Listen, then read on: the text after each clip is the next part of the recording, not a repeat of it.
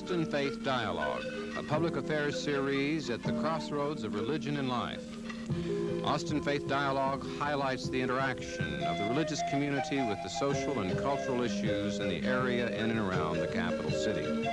Austin Faith Dialogue is brought to you by Austin Metropolitan Ministries in cooperation with KTBC TV. Join us now for this week's edition of Austin Faith Dialogue.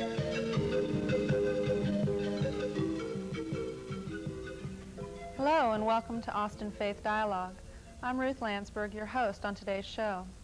Today we'll have an opportunity to meet some Austin area seminary students in order to learn a little more about their seminary experience and about the issues facing our next generation of faith leaders. Joining us today are Margaret Desmond of the Austin Presbyterian Theological Seminary and David Conderla of St. Mary's Catholic Seminary in Houston, up here for the year, I think. I think to start the show, I'm curious how you both got started. How did you make your decision to enroll in the seminary? And I know for you, Margaret, this was a second career. And I'm curious what led you to re-enroll in school? I had been working in New York for some time in the graphic design field and in administration, and had found a church that I liked that had that still has a very strong woman pastor. And something began to grow inside of me, a call from God to come back into the active work of the church. And I had a role model. You had been out of the active I'd been out of the church for a period of time, always searching and looking through at other denominations and at other faiths. So the search has always been there. But I had different kinds of participation or political activism or other ways of serving. So I had this very strong role model, and I began to hear a call, and I certainly questioned it. You know, why me? God, I don't understand, why me? And then I began to hear from other people. Tell me about that experience, about hearing a call. So it's something that maybe if you've never heard that, it might be hard to capture. I hope everybody seems can like understand. A buzzword. I mean, you hear the call, like you heard. Phone call? Like a phone call. There's something inside of you that grows, an image of yourself, taking on responsibility in the community, whether it's in the pulpit, whether it's serving in another kind of capacity, pastoral care, with an organization funded by the church, giving direct service, or studying in a certain way. There's something inside that begins to grow, and you take on an image of yourself as a servant to the servants of God. Whether, and you have to be given the leadership. I mean, people, I think it has to come from other people who look to you. I don't think you can necessarily go in and say, well, I'm going to go in and be the, just best preacher there ever was. People have to want to hear you. There has to be something about you that they want to hear. So this began to... Very beautifully put. I feel like I can understand that.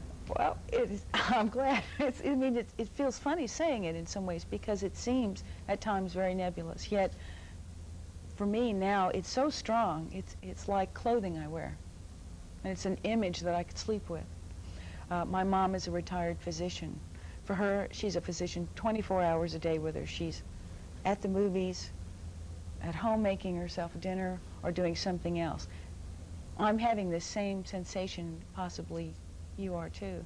And I think you hear it from other people who say, well, aren't you in seminary? Or, I think you should go. Or, I'd love to talk to you about God. There's something that grows, and you begin to hear the call from other people as well. And that was my experience. How does that compare to your experience? Similarly, that I had a pastor who helped me to identify the call, the vocation.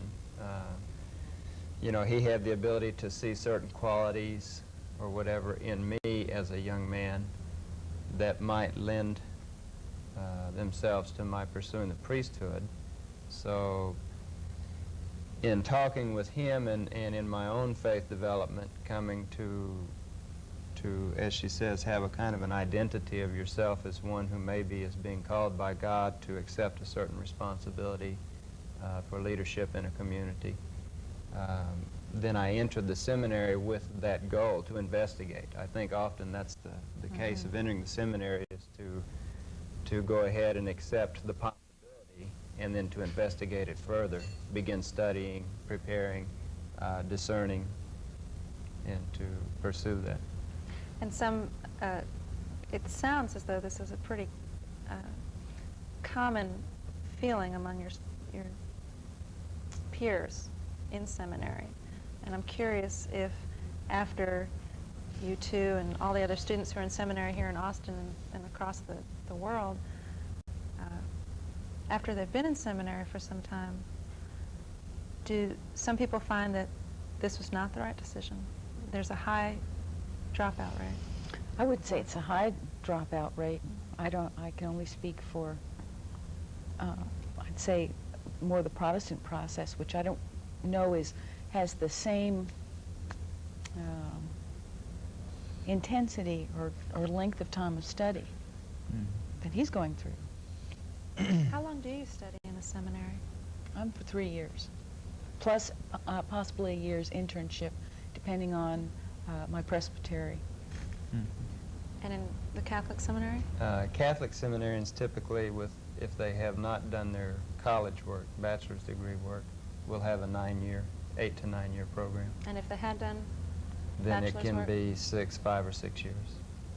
And do you know how that compares to other faiths, to rabbinical school or the Episcopalian seminaries? No? Some years? I don't know. I don't know.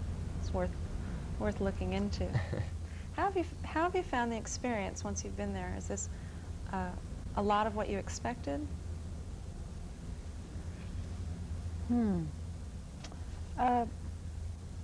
Yes and no. I think the hardest part of the process for me has been becoming a scholar, because I have a master's degree in product design, and I'm very 3D oriented. And you were talking about As a machinist. As a machinist, we're used to very production work, manifesting in the world, like Jesus did. You know, it's just out there, and you have to become a scholar. And I'm comfortable with the cerebral part, but making very straightforward papers and things, that's been a struggle, becoming the scholar. And this is, it's true of many students that they are in their second career. And I wonder how many of the students had previously been academics. Many, very few. Most people are going through this transition from something like graphic design or a machine shop. Some of the second career seminarians that I know of were in careers such as chemical engineering or such things like that, so their academics is not new to them. Yeah, some from second career things that were more mechanical, less intellectual, but that's not always the case. How do you find the experience? Well, it was kind of a mixed bag. When I first started college, I was 25, and it was a difficult transition to, be able to spend large amounts of time and study, that sort of thing. But I've really enjoyed the experience and have grown in it. So now it's not a difficult thing now. So you feel very strongly that this has been the right decision for you, both of you? Oh, no doubt about it.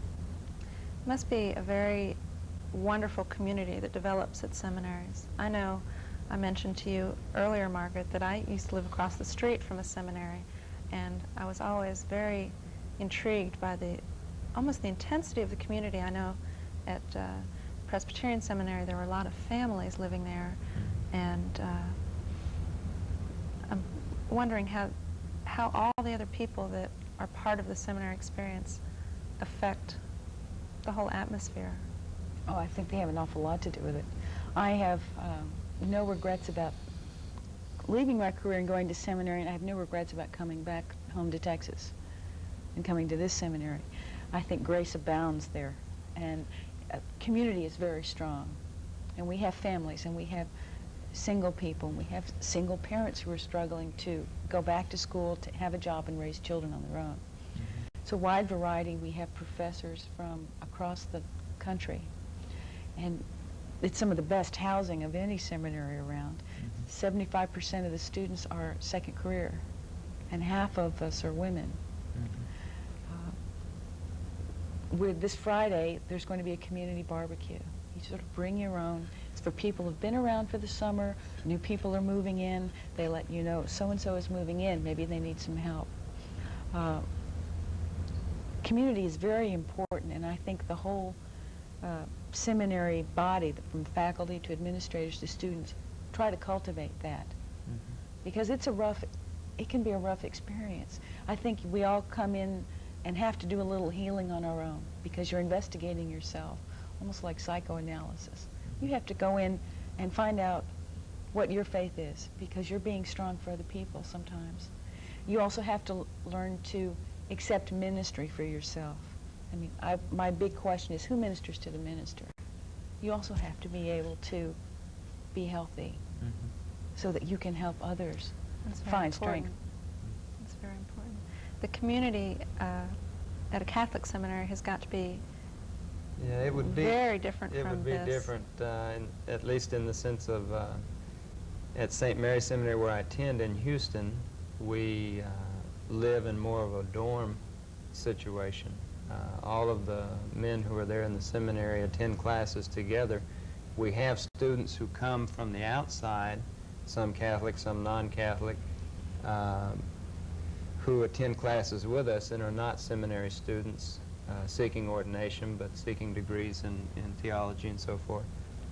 But the community itself, the formation community, is much smaller, about 60 men, and we lived together for years on end there, and so that does develop into a very tight, supportive community.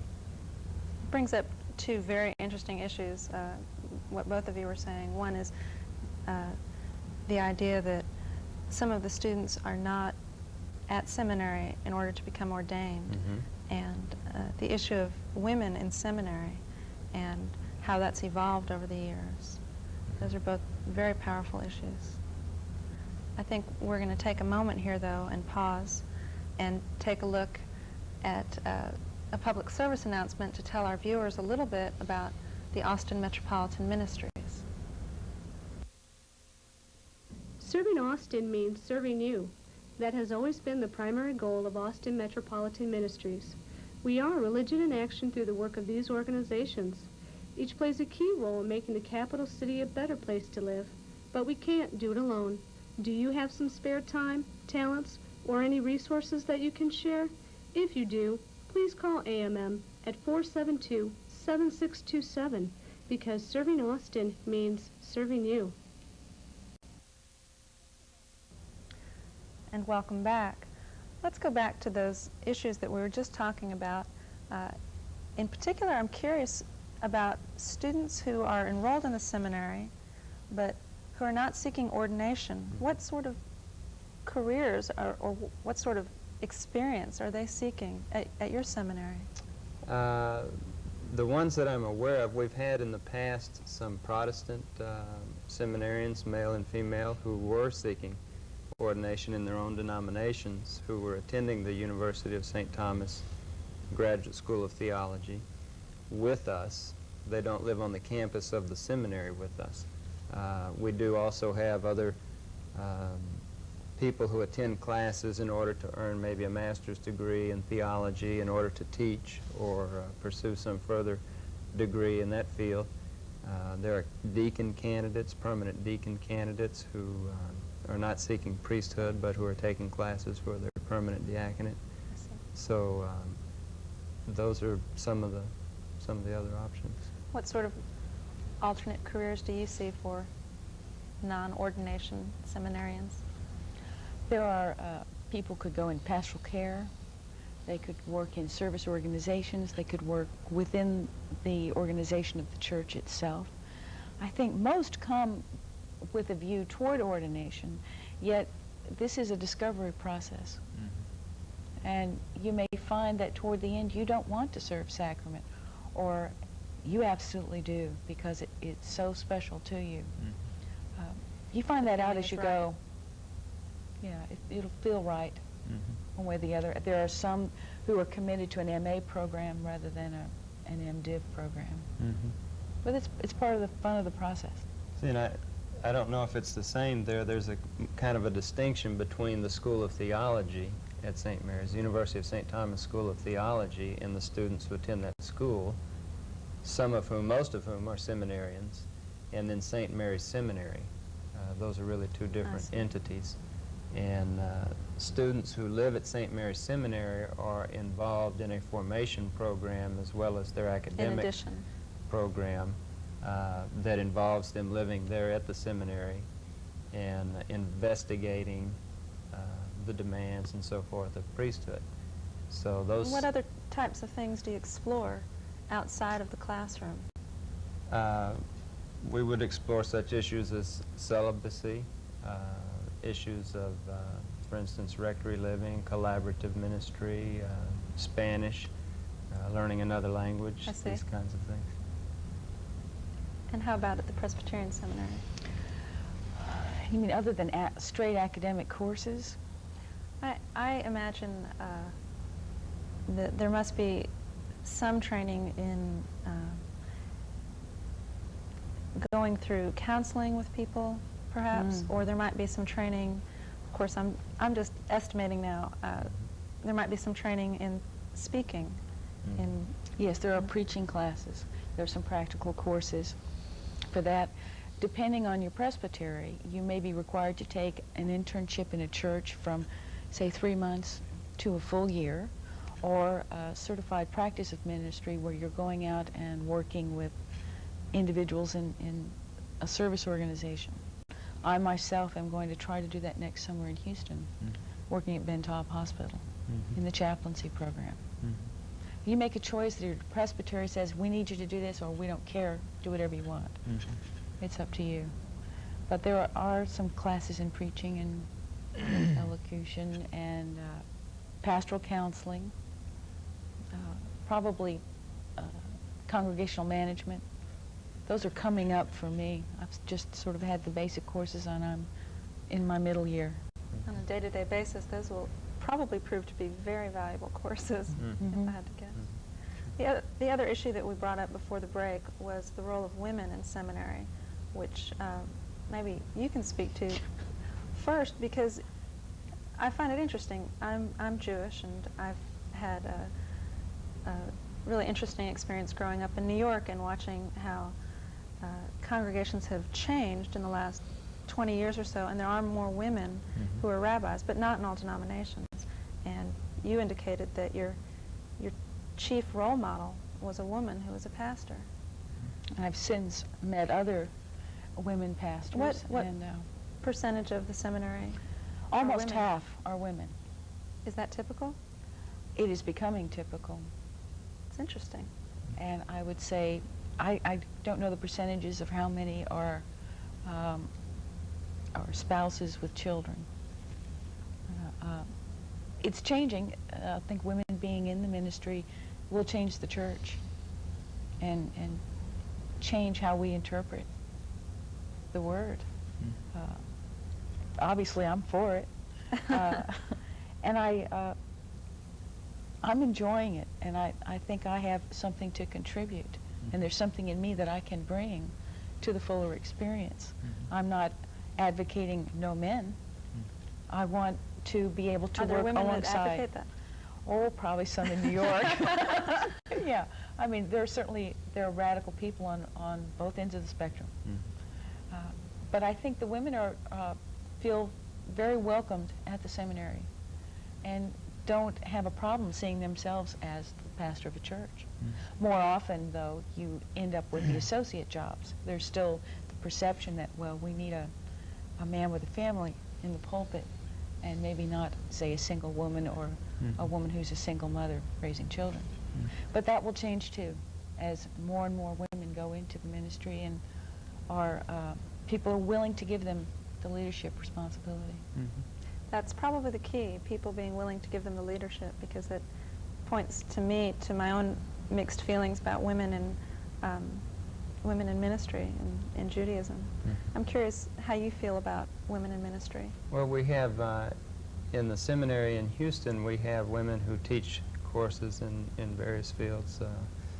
Our Old Testament professor, our moral theology professor, we have a history professor, then we have a woman who's a religious sister who's on our formation faculty. So they work in various areas that way. None of the seminarians are women. The Catholic Church still does not ordain women to the priesthood, and all seminary students would be pursuing priesthood, so we don't have women in that capacity. Do you think that might change? I don't know. I don't know. The church is, struggling with that right now, as is very obvious from the mountains of publications and so forth that are generated over the subject. And where it will end, I don't know. What would you like to see? At this point, I'd like to see more dialogue. Myself, I don't know myself exactly how I feel towards women's ordination. I understand something of what the church is saying about it and agree with that. But there's a lot more I think we can still investigate and see where we come out with. So there's still some time. What sort of background do the instructors typically have? Are they typically ordained or academic scholars? Or is there no straightforward answer? There is no typical All instructor? of the above. I would say for the most part, they're ordained. I know one of my professors is ordained and served in a church for a number of years, then decided to pursue her doctorate and not work in that area of the church, but she still considers herself a doctor of the church, and she is in the teaching role.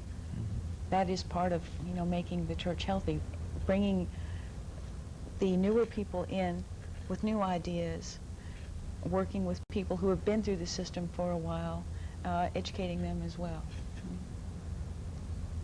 We have, on the college level, our college seminary is Holy Trinity Seminary in Dallas, and the students attend the University of Dallas, which has not very many ordained professors. At St. Mary's in Houston, less than half, I guess, are ordained of the teaching faculty. So it's a mixture. You mentioned earlier, Margaret, that following your faith and studying the ministry is a 24-hour vocation. And I'm curious how you perceive the time that you spend that's not specifically related to study or the church or care. How's that time for you? Well, this summer and for the next year, I'll be working at Manos de Cristo, which is a service organization of the Presbyterian Church. And I'm the youth coordinator, and part of that service is working with kids in the afternoon, making sure they get their homework done, doing some enrichment programs with them, and just teaching them to have some fun and to enjoy learning. One aspect of my job, which I was volunteering at before I came on board, was Bible studies at Garner Betts Juvenile Detention Center. And I found that a real challenge to do. I mean, some of those kids have nothing inside. They've had some rough experiences, and if Jesus were to walk up, they'd just as soon shoot him with an Uzi as anything. They'd think he's a wimp. So it's a very different approach to trying to reach kids, and just so that they can trust someone. And that is, I wouldn't give that up for anything. I enjoy that. It's work, but it's also something that gives me a lot of pleasure. Say being an adult literacy tutor. It's all part of the work that's play. I mean, in some ways it's play. Going into my Greek final this summer, ultimately it was a challenge. No, but there was something kind of fun about it. I don't have too much panic about it. And so to me, it's It sounds the like whole, you're in the right place. It's the whole ball of wax, as they say. I can't really separate them out. That's wonderful. How is that for you? Well, I think I would describe it as being when you reach a decision of what you're going to do in terms of ministry or not, then everything that you do, including your rest and your play and your entertainment, whatever, serves the ministry in as much as it helps keep you healthy. So you work very hard, but you also need time off, and you need to take care of your own physical and spiritual needs and so forth. So all of that becomes geared towards the ministry in some fashion. But you get the energy. I mean, when I was serving in my church in Brooklyn, I was a deacon in the church. And we were feeding lots of kids in the morning, and there were just like tons of things to do because we're a very small community. It was always there. Whatever I needed to get the work done was there for me. And it was a pleasure. It was just something, it was part of living. I mean, there was no separation. And you have the same feeling? Yeah, I think so. One last question. We've just got a couple of minutes here. I'm curious how your families have reacted. Very supportive? I don't know, at first my mom thought, Margaret, you know, you're leaving your career and this is a big jump. You sure you want to do this? I said, yes, I'm going to think about it. Once I made my decision, 100% behind me. Even if I wanted to stay in New York, she was going to be 100% behind. And your friends? Nary a discouraging word, which is amazing to me. I mean, they all have affirmed what I'm doing. Yeah, I've had the same experience. It's a very strong experience. I really like all the images that you brought up for me today. The images about feeling the call.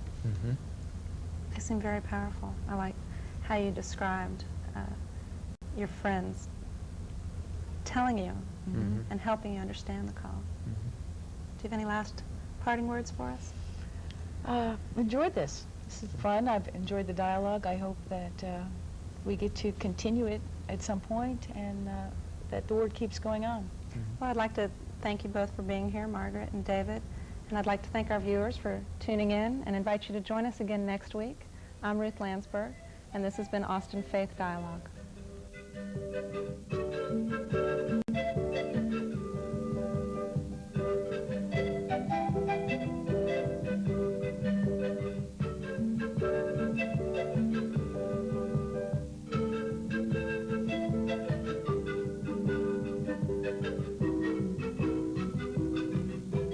For more information, call Austin Metropolitan Ministries at 417